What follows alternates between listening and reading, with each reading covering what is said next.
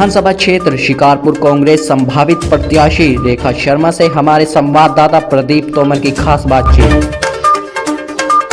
संघर्ष किया, कोशिश की। बाजार कम से कम 15 किलोमीटर दूर था। आइए देखते हैं भारत टाइम्स न्यूज के साथ ये खास रिपोर्ट।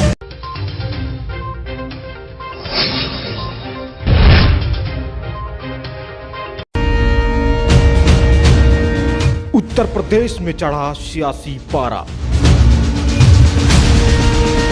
क्या प्रदेश में होगी योगी आदित्यनाथ की वापसी? कोरोना काल के बीच चुनावी सरगर्मियां हुई तेज। या साइकिल के सहारे विधानसभा पहुंचेंगे अखिलेश यादव? क्या कांग्रेस को मिलेगा प्रदेश की जनता का हाथ, या मायावती की माया पड़ेगी सब पर भारी? देखिए उत्तर प्रदेश से तमाम बड़ी खबरें सिर्फ भारत टाइम्स न्यूज पर।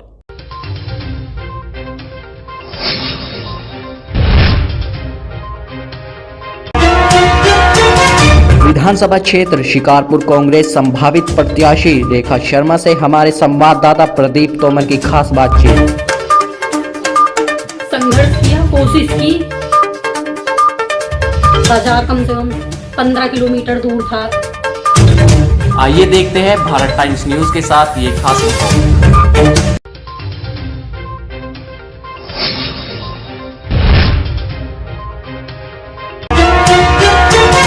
विधानसभा क्षेत्र शिकारपुर कांग्रेस संभावित प्रत्याशी रेखा शर्मा से हमारे संवाददाता प्रदीप तोमर की खास बातचीत। संघर्ष किया, कोशिश की। बाजार कम से कम 15 किलोमीटर दूर था। आइए देखते हैं भारत टाइम्स न्यूज के साथ ये खास report. Bharat time news channel की टीम आज आई हुई है बुलंदशहर की राधिका कॉलोनी में। यहाँ की जो निवासी हैं रेखा शर्मा जी, इनसे हम बात करेंगे इनके जीवन के बारे में। इन्होंने अपने जीवन के बहुत सारे उतार चढ़ाव देखे हैं, आज जहाँ पहुंचे हैं इस मुकाम पे, इसके पीछे बहुत सारी इन्होंने बलिदान दिए हैं अपने आप में। बात करते हैं रेखा जी से। रेखा जी, भारत टीम न्यूज में बहुत बहुत स्वागत है आपका। बताएंगे अपने परिवार के बारे में, आपने क्या किया है अभी तक, क्या क्या समस्या झेली जीवन के अंदर, बताएं। बहुत सारी ऐसी समस्याएं हैं परिवार के अंदर। देखो, हमारे 3 पीढ़ी से आर्मी में काम कर रहे हैं। मेरे ससुर साहब, जेठ जी, मेरे हस्बैंड, और इससे पहले ददिया ससुर वो भी जी आर्मी में थे।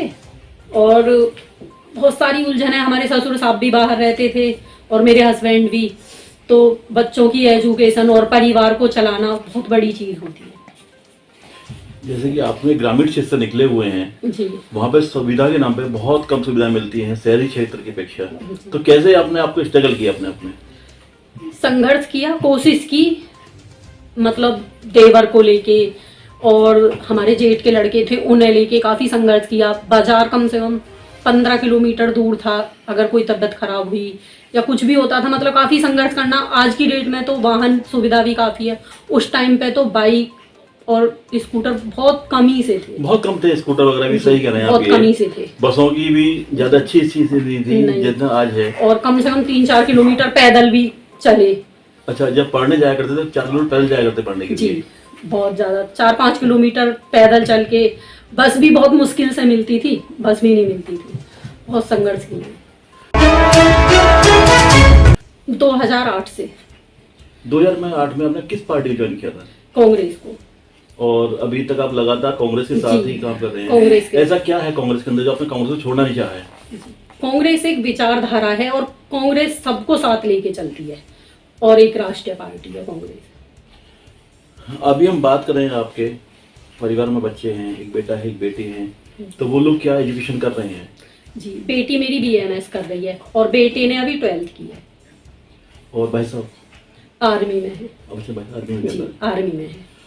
तो जैसे अगर आपको कभी मौका मिलता है चुनावी क्षेत्र के अंदर राजनीति में आने के बाद चुनाव लड़ने का, तो क्या आप चुनाव लड़ने के सक्षम समझते हैं अपने आप को? जी बिल्कुल। जब मेरे हस्बैंड देश सेवा कर रहे हैं तो मैं समाज सेवा, जाहिर सी बात है, बहुत अच्छे से करूंगी। और इसीलिए मैं राजनीति में आई हूँ कि समाज सेवा कर पाऊँ। अभी तक आपने कितनी समाज सेवाएं की हैं पुराने? बहुत ज्यादा। जब भी जिसको जैसी भी जरूरत पड़ी है मेरे क्षेत्र में, मेरी विधानसभा मेरा परिवार है, जब भी उन लोगों को मेरी जरूरत पड़ती है मैं जाती हूँ उनके पास, समझने की कोशिश करती हूँ और जहां तक है तो मैं खुद करती हूँ, और नहीं तो इधर उधर से मदद लेके भी करवाती हूँ डीएम आपकी से। विधानसभा क्षेत्र में रहने वाली जनता का क्या हाल है? जब आप जाकर देखते हैं वहाँ की जनता को, वो किस तरीके से नजर आती है आपको?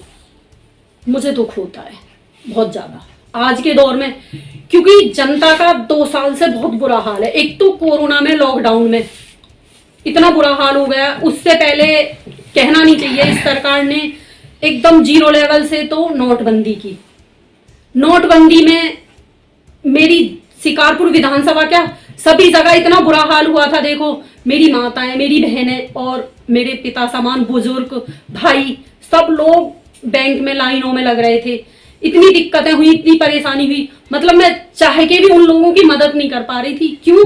क्योंकि उन्होंने सबको त्राही त्राही कर दिया। क्योंकि मैंने जिस टाइम नोटबंदी हुई थी मैं खुद तैयारी कर रही थी शिकारपुर विधानसभा पे। जी अभी जो हालात हैं जी, उस हालात के बारे में क्या कह सकते हैं आप? पब्लिक के क्या हालात दिखते हैं गांव के अंदर जब जाते हैं? पब्लिक के मुझे इतना दुख होता है, अफसोस होता है, जब मैं मतलब एक बार को जो जेंट्स हैं विधानसभा पे तैयारी कर रहे हैं वो अंदर तक नहीं पहुंच पाते। मैं महिला होने के नाते महिलाओं का दर्द जानती हूँ। मैं उनके घर तक जाके उनसे सारे क्वेश्चन करती हूँ कि आप बहन घर कैसे चला रही हो।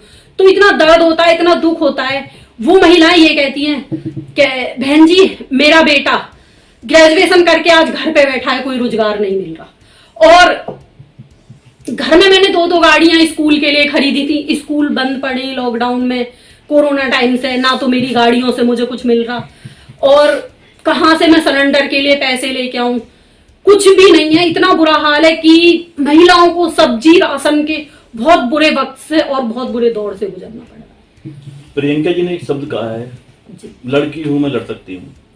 क्या है इसका उद्देश्य? इसका उद्देश्य बिल्कुल सही है, क्योंकि हमारे देश में आबादी कम से कम 50% महिलाएं और लड़कियों की है और आज तक किसी पार्टी ने कभी महिलाओं को कोई सम्मान नहीं दिया। और आप जाहिर सी बातें देख रहे हो, कहीं भी अगर कोई लड़की का केस आया, कोई मैटर आया, हाथरस कांड देखो तो उसमें हमारी नेता प्रियंका गांधी आई, किसी ने आवाज तक नहीं उठाई। केवल हमारे 2 नेता राहुल गांधी और प्रियंका गांधी ने आवाज उठाई। और एक आगरा में देख रहे हो वाल्मीकि जो हादसा हुआ था, जिन्हें चौकी में, पुलिस चौकी में मारा पीटा गया, वहां प्रियंका जी ने आवाज उठाई। बाकी कोई भी पार्टी आवाज नहीं उठा रही, ना ही तो अखिलेश जी और ना ही मायावती जी, और भाजपा वाले तो ये करा ही रहे, सीधा सीधा आपको दिख रहा है। क्या लगता है आपको कांग्रेस जब सत्ता में आएगी तो ये जो महंगाई जो आज चरम सीमा पर पहुंच गई है, ये कुछ कम कर पाएंगे क्या? बिल्कुल, हमेशा कांग्रेस ने तो हमेशा इस समाज के लिए, इस देश के लिए देखो बलिदान दिए। आप तो जानते हो कि जिस परिवार ने अपनी दादी को खोया है, अपने पिता को खोया है, उनकी एक तरह से कहते ना नींव हिल गई है घर की, तो फिर भी वो इतना संघर्ष करके और आगे बढ़ रहे हैं, बहुत बड़ी बात है उनके लिए। देखो एक बेटी ने अपने पिता को खोने के बाद और दादी को खोने के बाद लड़की हूं लड़ सकती हूं इस नारे को पहचान दी है। एक महिला अस्तित्व, महिला को सशक्त करने के लिए, एक बेटी को सशक्त करने के लिए ये नारा दिया है। और मैं दिल से, और मेरी विधानसभा की महिला और बेटी सब इस नारे से बहुत अच्छे से जुड़ रही हैं। घर घर महिलाएं जुड़ रही हैं, क्योंकि महिला हैं और महिला सशक्त बनाने के लिए बेटियां भी बहुत सारी जुड़ी हुई हैं। इस महंगाई में बेरोजगारी, किसानों की समस्या को लेकर आप क्या कहेंगे? किसानों, आपने देखा है कि किसान बॉर्डर पर पड़े रहे 1 साल, तब तो इन्होंने अपने 3 काले कानून वापस लिए नहीं। और आज भी मेरा मानना यह है कि अगर, वैसे तो सत्ता में आने के चांस ही नहीं है इनके, और ये सत्ता में आए तो ये इन्हें फिर किसानों को दोबारा इसी स्थिति में लाके खड़ा कर देंगे। और जो हमारे 700 किसान शहीद हुए, इन्हें तब दिखाई नहीं दिया, तो मुझे नहीं लगता कि इन्हें अभी भी कुछ दिखाई दे रहा है किसानों के लिए। और अगर किसानों के लिए केवल कांग्रेस करती है, ये पहले किसानों का कर्जा माफ किया, कृषि कार्ड जितने भी थे किसानों के केवल कांग्रेस ने माफ किए, इस सरकार ने कुछ नहीं। वैसे तो प्रदेश में बहुत सारी पार्टियां हैं, बसपा भी है, सपा भी है, भाजपा भी है, आपने कांग्रेस पार्टी को ही क्यों चुना इस बारे में?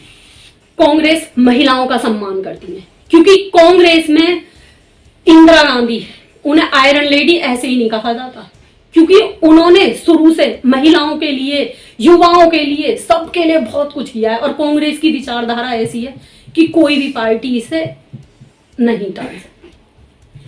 लगता है कांग्रेस जब दोबारा सत्ता में वापस आएगी तो जो बड़ी हुई समस्याएं आज हम जो देख पा रहे हैं या महसूस कर रहे हैं उन सबका क्या नाम सोल्यूशन मिलेगा इनके पास, लगता है आपको? क्या बिल्कुल, अगर कांग्रेस पार्टी आई, सरकार बनी, तो बिल्कुल जो चीज युवा चाहेंगे और जो चीज किसान चाहेंगे वही होगा। और करती आई है कांग्रेस हमेशा से जी। और एजुकेशन पे भी देख लो, कांग्रेस में ही एजुकेशन थी और जब से बीजेपी सरकार आई है एजुकेशन का तो नामो निशान खत्म कर दिया, रोजगार नहीं बिल्कुल भी।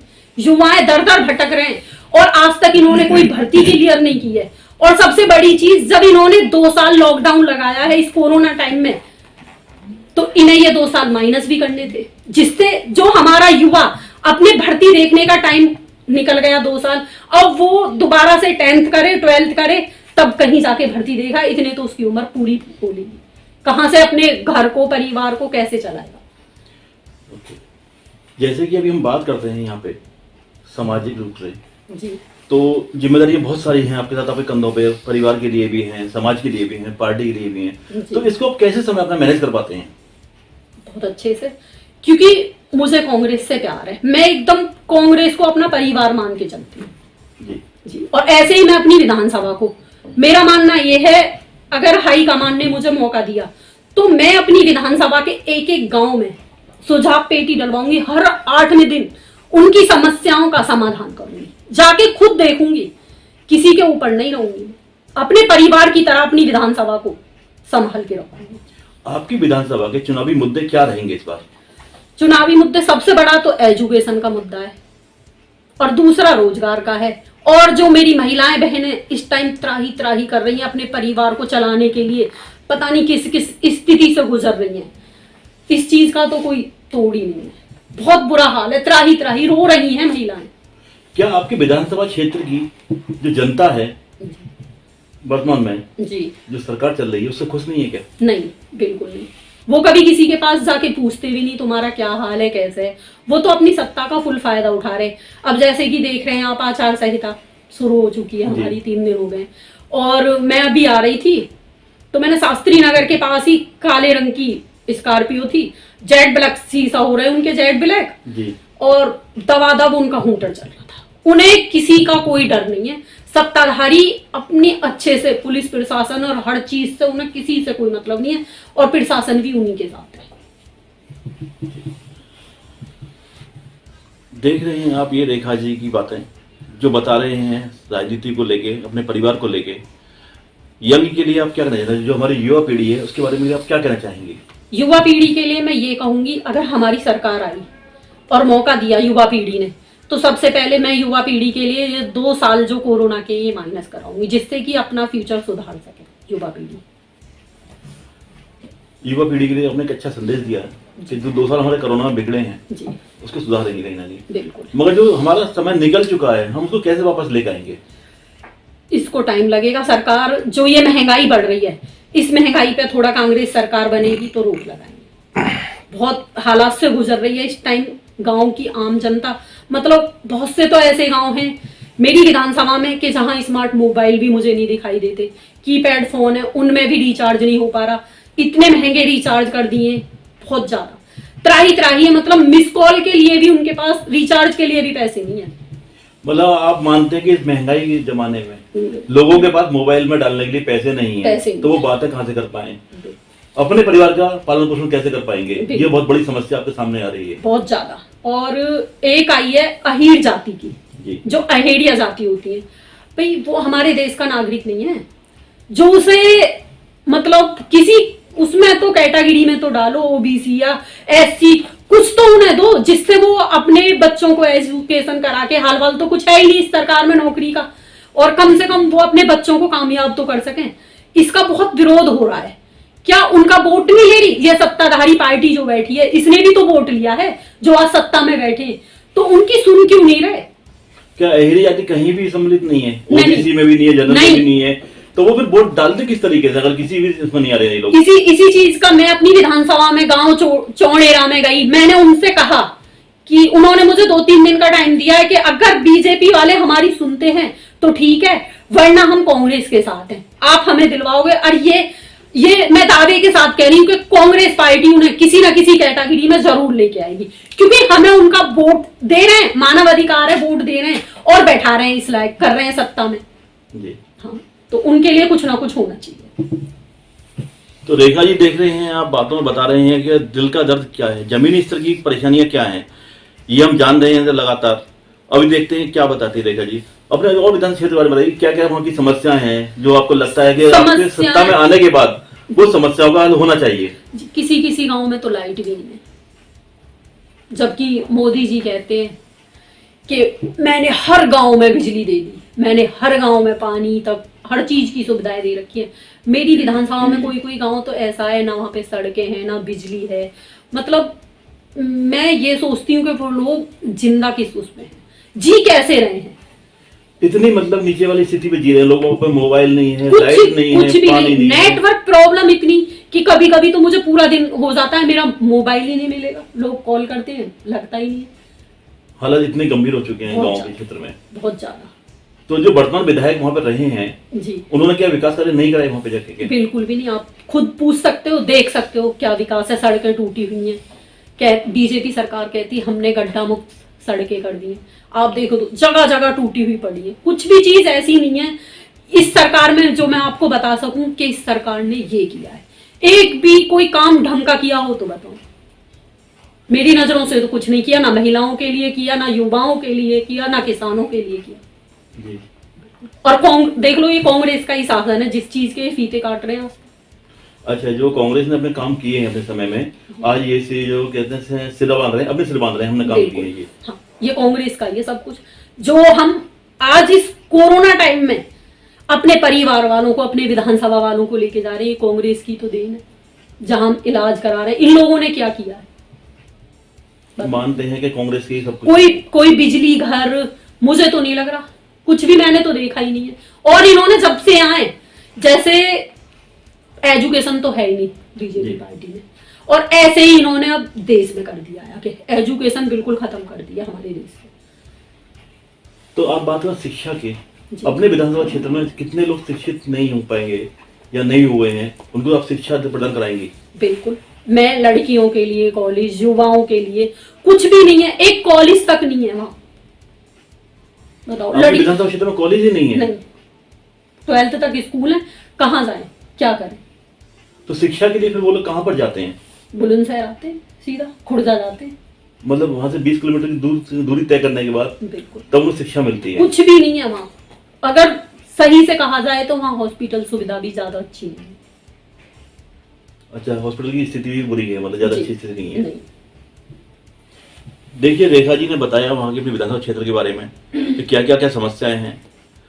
हम अब बात करेंगे आगे उनसे, उनके क्षेत्र के अलावा उनकी पर्सनल जिंदगी के बारे में। वो बताएंगे अपना कि क्या चल रहा है। जी, अभी आप सुबह यहाँ से निकलते हैं 7 बजे और रात को 10 बजे 11 बजे वापस आते हैं।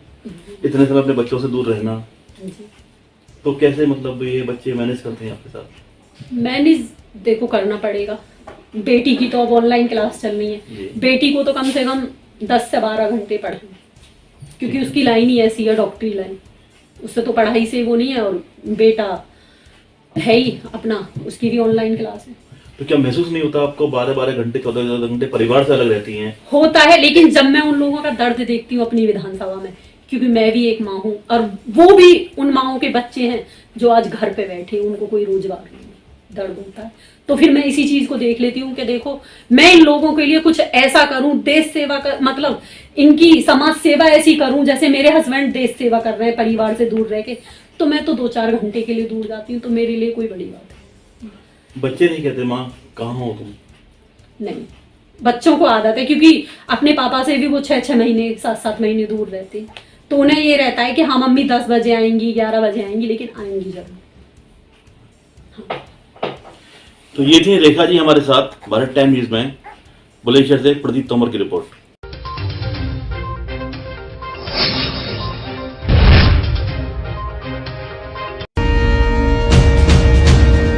उत्तर प्रदेश में चढ़ा सियासी पारा।